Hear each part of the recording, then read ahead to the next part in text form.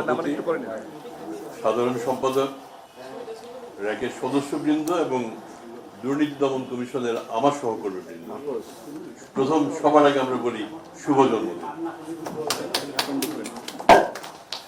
আমি জানি না কি কারণে এই 11ই নভেম্বর র্যাকের সদস্যরা তাদের জন্মদিন বেছে নিল। 11ই জানুয়ারি অনেক আগের কথা, 1918 সালের এই 11ই জানুয়ারিতে সম্ভবত আর্মিস্টিস ডে, সেই প্রস্তাবটা আছে একজন সাংবাদিক এডওয়ার্ড জর্জের কাছ থেকে। শান্তির জন্য যে দিন, সেদিনের সূচনা 11ই জানুয়ারি। তো আমার মনে হয় এই প্রচেষ্টাটাই আমরা শেষ পর্যন্ত শান্তি লাভ করতে পারবো, এবং সেটা সাংবাদিকদের মাধ্যমে, এই প্রত্যাশাটা আমাদের থাকতেই পারে। আমাদের এই সরকারের, অন্তর্বর্তী সরকারের প্রধান উপদেষ্টা প্রফেসর ইউনূস যখন আমাদের দুর্নীতি দমন কমিশন সৃষ্টি হলো, তার পরপর একটা লেখা লিখেন। লেখাটার নাম হচ্ছে যদি হতে পারতেন দুর্নীতি দমন কমিশনের চেয়ারম্যান। এটা শিবলি আমার হাতে প্রথম দেয়, এবং সে তার পুরনো লেখাটা আমি আবার চিফ অ্যাডভাইজারের হাতেও দিয়ে আসি।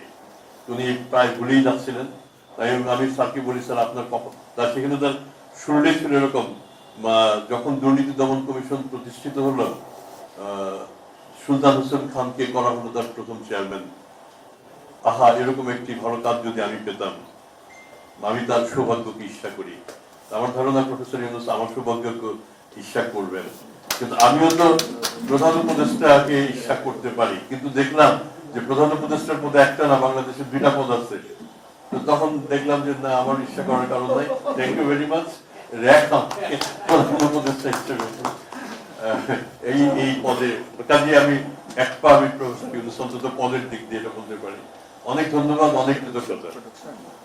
র্যাক এবং দুর্নীতি দমন কমিশন, আমি অন্তত এই গত 1 বছরে যেটুকু বুঝেছি, হাত ধরাধরি করে এগোচ্ছে।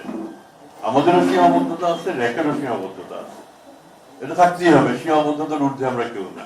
কিন্তু আমি আমার এই র্যাকের বন্ধুদের কাছ থেকে যে সহযোগিতা পেয়েছি, এটা স্মরণ করার মতো। আমি ঝগড়া করার মতো তেমন কোনো পদ্ধতি পাইনি। তোমরা আছো, তোমাদের সাথে আমি প্রায় ঝগড়া করার একটা উপাদান খোঁজার চেষ্টা করি, কিন্তু তোমরা সেই সুযোগ দিচ্ছ না। আমার মনে হয় বাকি সময়টাও সেই সুযোগ আমরা পাবো না। আমি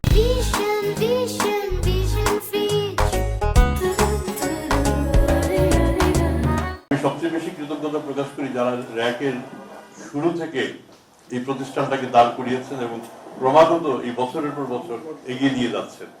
21তম বছরে যারা ছিলেন তাদের সাথে আমার সখ্য অনেক বেশি হয়েছে। এবারে 22তম বছরে সাধারণ সম্পাদক আগের জনই রয়েছেন, নতুন সম্পাদক, নতুন সভাপতি এবং সদস্যরা যারা আছে তাদের সাথে আমাদের সম্পর্ক আরো বাড়বে, এটা আমরা প্রত্যাশা করি। এই বছরটা 2026 আমাদের এই দেশের জন্য বিশেষভাবে স্মরণীয় হয়ে থাকবে। একটি বিশাল পরিবর্তনের পর এই সময়ে একটি গণতান্ত্রিক উত্তরণ হবে বলে আমরা প্রত্যাশা করি, এবং এই প্রত্যাশার মধ্যে বাস্তবায়নের দূরবর্তী শরিকদারদের আমরাও একজন, আর আমাদের সাংবাদিক ভাইরা তো প্রত্যক্ষ যারা কন্ট্রিবিউট করে থাকবেন তাদের অন্যতম। তাদের প্রচেষ্টা, আমাদের প্রচেষ্টা এবং সব মিলিয়ে আমাদের সবার রাষ্ট্রের জন্য যে শুভকামনা, সেখান থেকে আমরা প্রত্যাশা করতে পারি এই দেশে সুশাসন প্রতিষ্ঠা হবে এবং ভালো শাসক আমাদের শাসন করবেন। আমরা সেটাই কামনা করি। আজকে এই জন্মদিনে, শুভ জন্মদিনে আমাদের কেক খাওয়ার কথা ছিল, এখন কেক খাবো একটু পরে, কিন্তু তার আগে কেকের বিনিময়ে কথা পর্বটা সেরে নিলাম, এবং আমরা আশা করি কেক সুস্বাদু হবে। আমরা র্যাকের এই শুভ জন্মদিনে র্যাকের কেকের সাথে দুদকই কেন পিছনে পড়ে থাকবে, আমরাও কেক দিয়ে অংশীদার হয়েছি। কাজে আমাদের এই যৌথ উদ্যোগে এই শুভ জন্মদিনটি ভালো কাটুক, এবং আজকের এই শুভ জন্মদিনের পর থেকে পরবর্তী 1 বছরের জন্য আমাদের সবার ভালো কাটে। অনেক ধন্যবাদ।